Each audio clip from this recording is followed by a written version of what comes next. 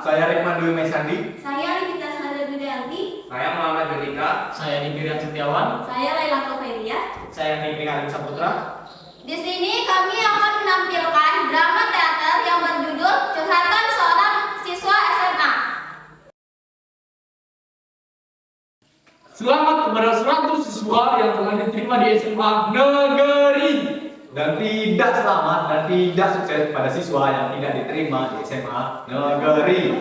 Oh my god. Anak-anak, ingat sekolah, seragam lengkapi. Sepatu harus hitam. Bajumu dimasukin ya. Coba rambutmu itu panjang, harus dipotong. Itu pelajar, bukan gembel. Potonglah, kelihatan gue yang rapi. Depan rapi, belakang rapi, samping rapi. Semua harus rapi dulu. Hei, lari cepat, ujian sudah dimulai. Siapa suruh jalan? Lari! Cepat, cepat. Jangan protes, dilarang berpikir kritis. Kalau kalian banyak omong, nanti nilai kalian jelek. Kalau nilai kalian jelek, nanti kalian dimarahin bapak ibu kalian.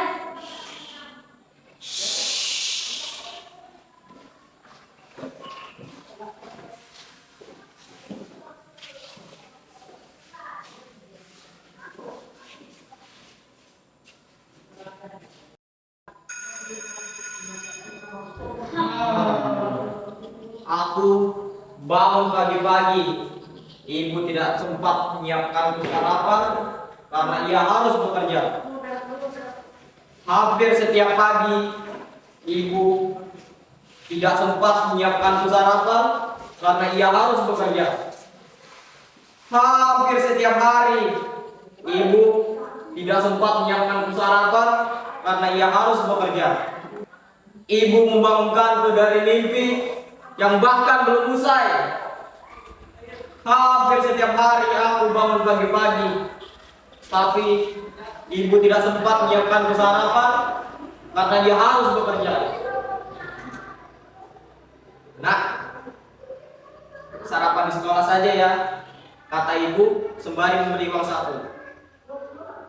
Lantas aku pun berjalan dengan cepat. Di jalan, aku bertemu dengan orang-orang yang senasib denganku. Kami berjalan menembus embun yang tertindih dengan debu dan asap kendaraan. Sampai di gerbang, bel pun berbunyi. Kring, kring, kring. Ayo cepat, nanti terlambat. Di kelas, kami pun bertemu dengan buku hitam yang penuh dengan teori. Sejak kecil, aku ingin sekali jadi dokter. Itu cita-cita yang ibu ciptakan untukku. Pada saat aku sakit dan dibawa ke rumah sakit, nah, kalau jadi dokter ya agar bisa menolong orang. Sejak saat itu, segala tolakku selalu diarahkan untuk mewujudkan cita-cita itu. Setiap hari aku belajar dan belajar demi mendapatkan nilai yang bagus. Sebagai seorang anak, tentu aku ingin membahagiakan kedua orang tuaku. Tapi sulitnya cita-cita tak semudah membalikkan telapak tangan. Banyak rintangan karena aku masuk jurusan IPS. Padahal untuk jadi dokter aku harus masuk jurusan IPA, bukan IPS. Diaktifkan dokter. Tidak ada yang tahu kehidupan itu. Dan selalu berjalan mulus seperti yang saya inginkan. Seperti pilihan yang pernah aku alami. Kamu ini loh masuk sekolah buangan. Jangan kaget, istilah itu memang nyata adanya. Istilah itu digunakan untuk menghitung sekolah-sekolah yang tidak diinginkan. Sekolah untuk murid yang modelannya seperti saya ini, bodoh.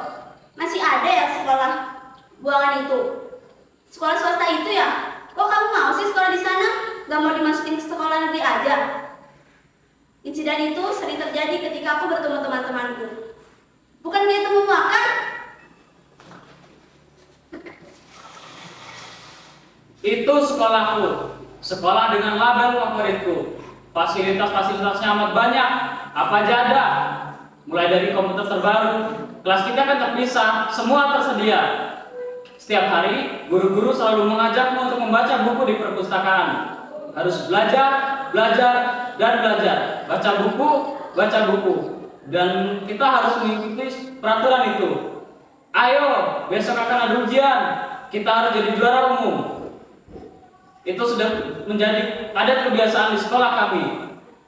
Setiap hari kami dibariskan dengan rapi. Kita diarahkan satu persatu ke ruangan yang terik.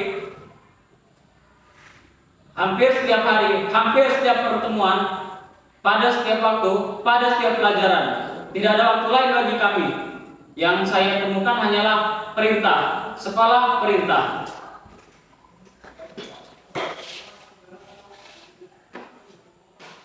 Setiap hari kami akan bertemu dengan bos, menghadap ke depan tembok, belakang tembok, samping kiri tembok, samping kanan tembok yang berukuran 8 x 8 meter. Kami berubah bergerak, berubah bernapas, berubah berbau-bauan. Kesedihan di dalam kelas itu, kesenyapan dan ketakutan dalam kelas itu. Kami belajar bahasa di dalam kelas, matematika dalam kelas, kimia dalam kelas, fisika dalam kelas, bahkan agama dalam kelas. Oh, betapa kelas segalanya bagi kami. Oh, kelasku. Oh, kelasku.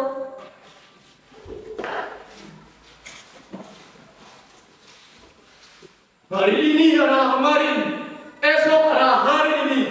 Semua bersama-sama, tidak ada yang berbeda-beda. Seperti kematian, mengulangi dan memulai. Waktu berarti waktu mandi. Esok adalah sesuatu yang tidak layak untuk diulangi. Semua terserah selama saja. Hidup ini kadang-kadang tak ada mukjizat, kadang-kadang tak ada hati, kadang-kadang tak ada nurani, kadang-kadang tak ada. Bangun, bangun.